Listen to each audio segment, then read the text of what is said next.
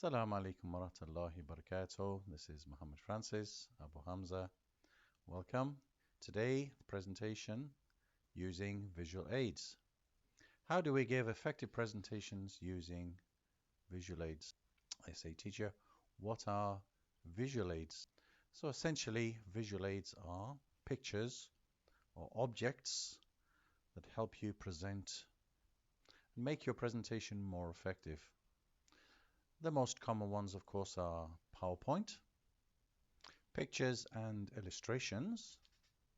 So simply holding up pictures, using pictures on your telephone, or using objects of interest to talk about. Visuals can also include actions, so the things that people see you doing. So for example, this is a visual aid. So let's discuss now how we give a presentation using visual aids. First of all, we'll look at the outline, then we'll look at the body of the information, then we'll look at the techniques that we use for the presentation. So for the purposes of the midterm exam, normally the midterm exam in English 4 is speech with aids. So what you need for your speech here, you start with an introduction. Make sure you have an introduction, body information, and conclusion. And usually we end by inviting the audience to ask questions, and the speech can last from 3 to 4 minutes. So the question is, what is in the introduction? How do we start? We start with an A-G-O. A-G-O means attention getting opener, or commonly known as the hook. You need here a picture, an object, or an action to attract the attention of the listener, of the viewers. The next part is the preview. The preview is a sentence or two about the subject you're dealing with. So here you will say one or two words, one or two sentences, give one or two sentences about your topic, the topic of your speech. And also here in the preview you will tell the listener what you will talk about. So you give the 3 points from your 3 body points here in the introduction. So the introduction is number 1, the AGO, the hook, number 2, a preview with the 3 body points that you would like to talk about in your speech. Then in the body, which is the longest time you'll speak, you explain the first point, the second point, and the third point. So these are the subtopics, or the main subtopics of your speech. And then you'll use aids at the same time. Use aids and give examples about the point, and also try to include the audience in each of these 3 points. So first you explain the first point, use some aids as well, give an example for the first point, and include the audience. And you do this for all the 3 points here. Points number 1, 2, and 3.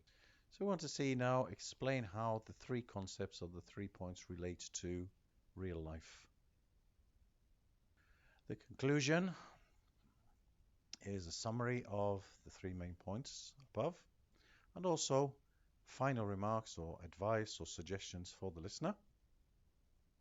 After you've finished, you thank the audience for listening, and then invite the audience to ask questions. Especially if your time is short, you haven't given a long speech, you can invite a couple of questions here. So remember, it's a speech with aids, with visual aids, so you will use your visual aids here, and of course in the body paragraph as well, and in your conclusion. And today I will show you how to do that using PowerPoint. And these are the steps you should follow. If you follow these steps, you're guaranteed to get a good result in your midterm exam. So here is a practice outline for you to follow. Speech with aids, practice outline. In the introduction, start with your greeting. Assalamu alaikum. Hello everyone. How are you? My name is Muhammad Francis. Section and information, and then you start your speech. First thing is to show a picture. Either show a picture or show your slide on the board, and then ask a couple of questions, or 3 questions here. couple of very easy questions, and then maybe one difficult question.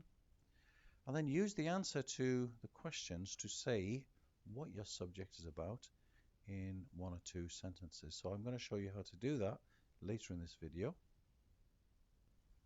And in the preview, we say something like, my goal today, my aim today is to tell you about my subject, X, and for you to see how important this is in real life.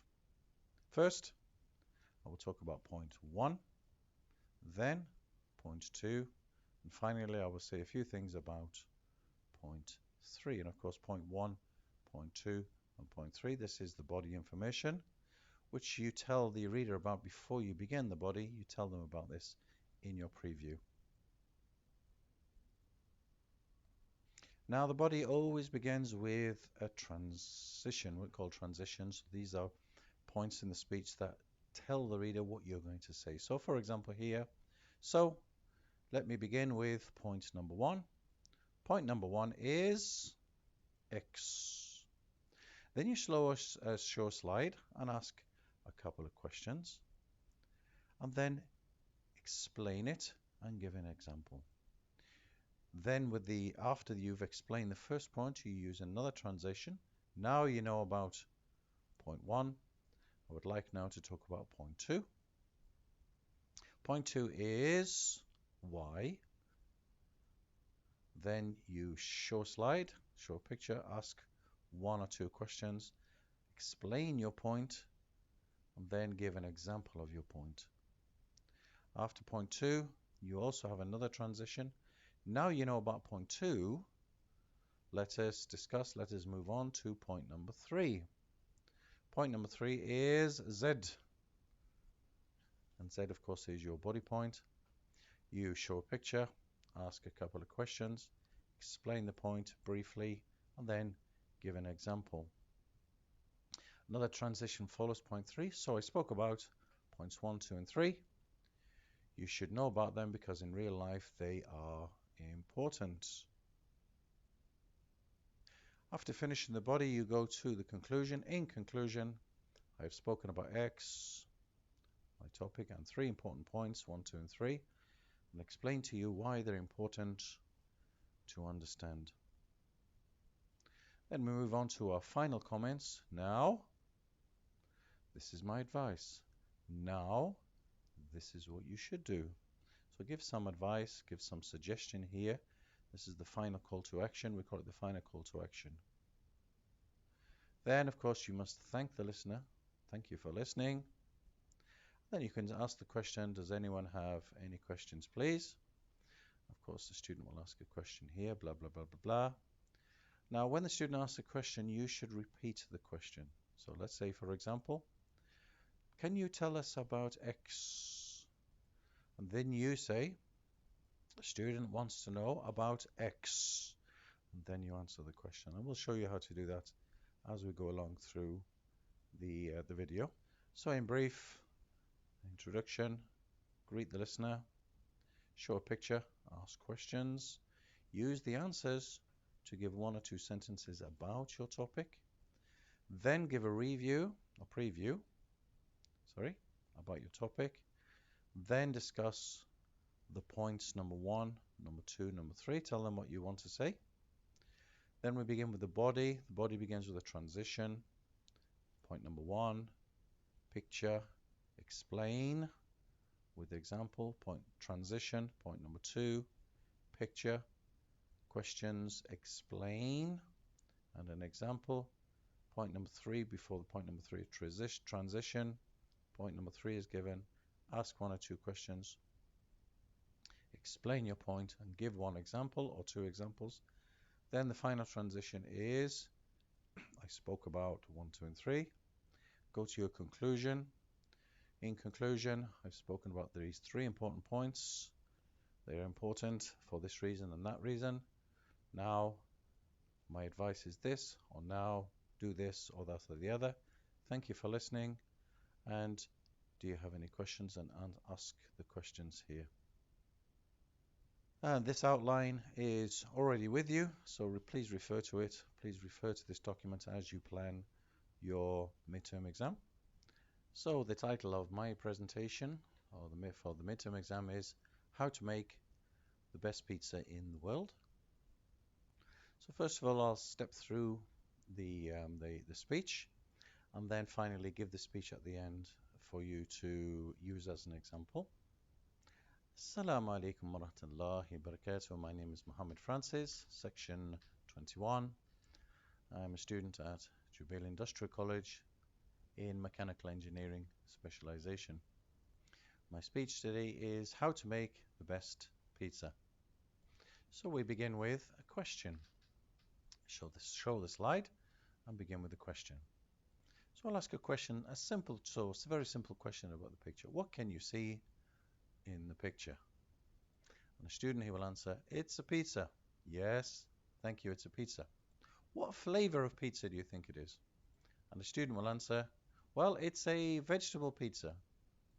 Good, thank you for the answer. Yes, this is delicious vegetable pizza. Then we can ask one more difficult question. Is this pizza made in a restaurant or is it made at home? And the student will say, well, I think it's made in a restaurant because it looks very good. So a restaurant pizza. Is it good? Yes. This is a delicious vegetable restaurant pizza. Now you say a couple of words about pizza in general. You can say one or two sentences. Pizza is a very popular food, originated in Italy, and of course today it's available worldwide in every country, and it's a great snack. And today I will show you how to make the best pizza. I learned this from my mum, and I will talk about it in three ways. Number one, think about the ingredients you need. Number two, the dough or the bread. And number three, the kinds of sauces or the toppings you should use.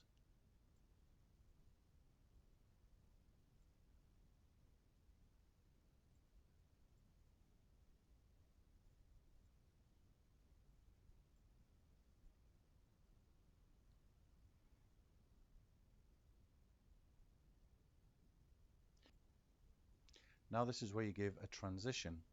The goal of the transition is to take the speaker from the introduction to your body. So the transition will go, so let me now go to my first point in the speech.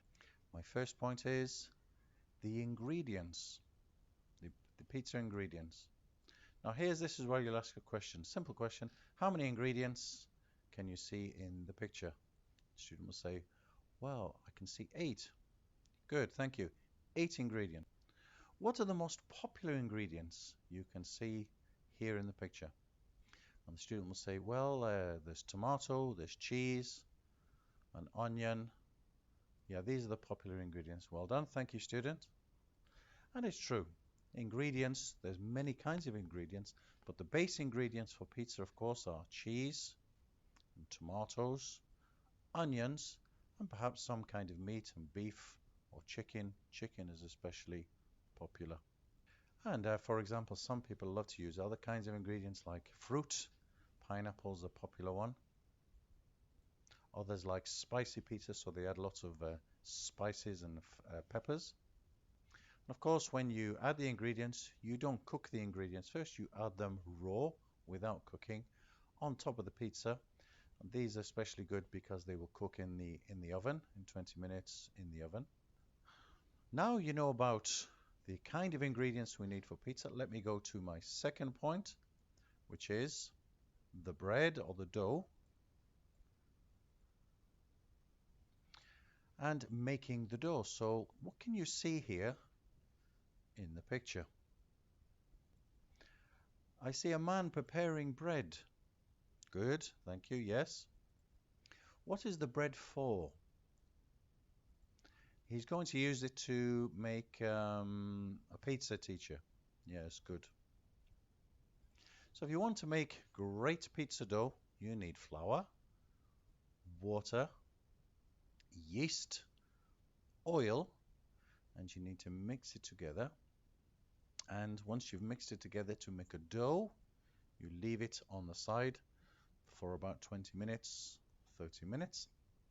And then you take the dough and you roll the dough into circles for the pizza. As done, this is called the pizza base. Once you have the pizza base ready, you put the ingredients on top of the pizza and it's ready to go in the oven. Take it to the oven, leave it in the oven for about 20 minutes and your pizza should be ready.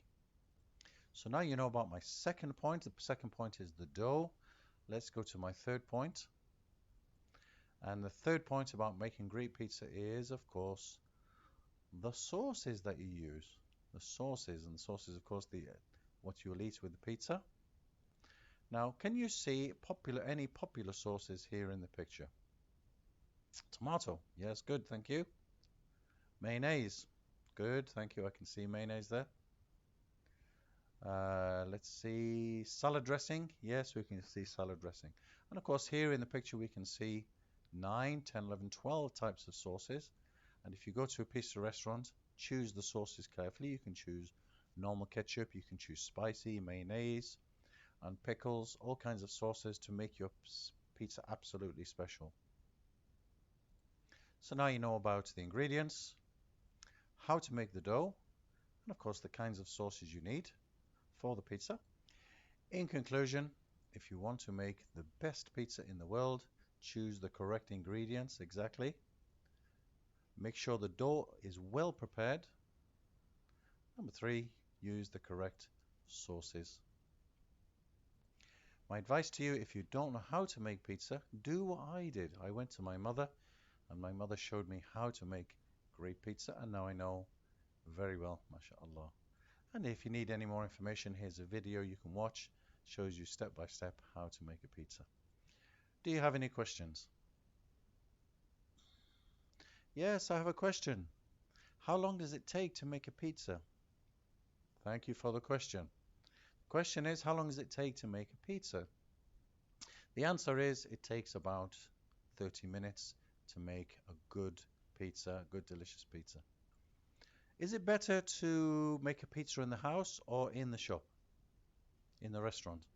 The best pizzas you can eat. So, thank you for the question. The question is it better to make pizza at home or in a restaurant?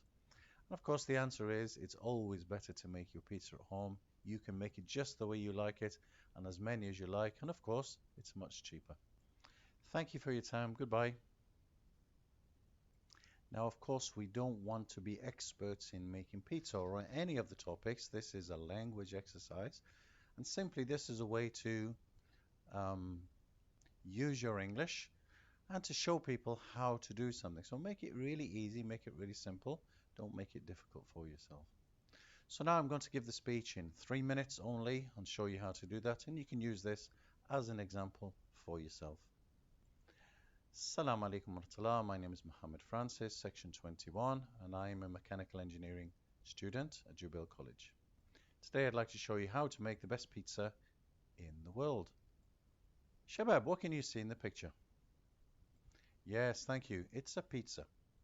What kind of pizza is it? Yes, it's vegetable. Thank you. It's a vegetable pizza. Is this a home pizza or a shop pizza or a restaurant pizza? Yes, of course. This is a restaurant pizza. It looks great. It's well made in a professional oven. So this is a pizza, a vegetable pizza from a restaurant like Pizza Hut. Now, pizza, as you know, the best pizza is from Italy. It was originally made in Italy. And of course, you'll find pizza in any country in the world. It's very popular. It's very delicious. And sometimes it's nutritious. In my speech today, I would like to show you how to make the best pizza in the world. And first we'll look at the ingredients, and then the dough that you should use for the pizza, and then finally the kinds of sauces. So let me go to my first point. My first point is the ingredients you need to make a great pizza. How many ingredients can you see in the picture? How many ingredients can you see in the picture? 8. Yes, thank you very much. Which ingredients are the most popular for a pizza, do you think, from the list here? Tomato, good, thank you. Cheese, thank you. Onion, yes, and meats and beef and chicken also, good.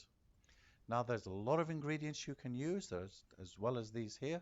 Other people like to use fruit as well to make different kinds of pizza. And of course, you can make different size pizzas. Most pizzas, of course, have a tomato topping and cheese and meat. So choose the ingredients that you like that will make a great pizza for yourself. Now, please remember that you don't cook the ingredients, you chop them into small pieces, and then you sprinkle them on top of the bread base before you cook it. So all the ingredients are raw ingredients. Now you know about the ingredients for pizza, let's go to my second point. My second point is how you make great dough, or the bread base for the pizza. What is the man doing in the picture? Yes, he's kneading the dough, he's pushing the dough out, and he's making a pizza base for the pizza. And of course, for the ingredients you need for the dough, you need flour, you need water, you need oil, yeast. Of course, you mix it together to make a big ball. And then you take the dough and you leave it for 20 minutes on the side, cover it with a cloth. And of course, the 20 minutes will help, the 20 minutes waiting period will help the dough to rise as the dough rises. After 20 minutes, take the dough and roll it out with a rolling pin to make the pizza base. Once you have the base ready, sprinkle the ingredients on top of the pizza, put the pizza in the oven for about 20 minutes, cook it at 250 degrees centigrade, and the pizza will be ready. So now you know how to make a great dough. Let's go to my third point about how to make the best pizza. Make sure you have, my point number 3 is, make sure you have the best sauces. How many sauces can you see in the picture here? Yes, thank you, 12 sauces. There are 12. Which sauces are the most popular? Thank you, tomato ketchup, mayonnaise, and chili pepper. Thank you. If you go to a restaurant, they will give you some of these sauces. You can choose them. Usually you pay 2 or 3 reals extra. Otherwise, you can go to the supermarket and buy these delicious sauces, as you know. Some of these are salad dressings. They go excellently well with a pizza to finish off your pizza. So now you know how to make the best pizza and the ingredients you need, the dough and the sauces. In conclusion, in this speech, I spoke about how to make a great pizza, the types of ingredients you need, the dough, the bread base, and of course the sauces.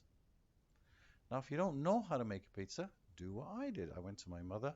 My mother showed me in the kitchen, this is how you make a pizza, and now I know how to do it. Thank you very much for listening. Do you have any questions, please? The question is, which pizza is better, the home pizza or the restaurant pizza? And the answer is easy. The best pizza you can eat is pizza made at home because you can make it the way that you like it and the way that you love. Which is cheaper, a pizza made at home or a pizza made in the restaurant? Of course, everything you make, you buy the ingredients, everything you make at home will be cheaper than in a restaurant. But the restaurant is obviously convenient. You can go there. You don't need to bother waste time making a pizza. You pay your money for that service. Thank you for your time and goodbye. So that's how you give a presentation using visual aids. If you don't have PowerPoint, you can use a picture. It's just more difficult to handle because you'll be in a big room and you need all the students, all the audience to see the picture, and oftentimes they can't see a small picture like this. It is good if you can use objects. If you have a pizza ingredients, you have a pizza pan, you can bring this to the classroom and you can use this also.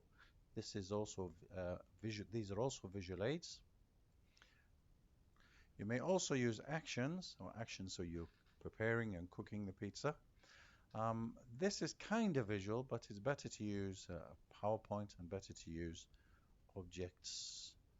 And if I were doing this with objects, I would bring ingredients, I would bring a pizza pan, and maybe I would bring some bread which is ready for the oven. My name is Mohammed Francis Abu Hamza. Thank you for your time. Assalamu alaikum wa rahmatullahi wa barakatuh.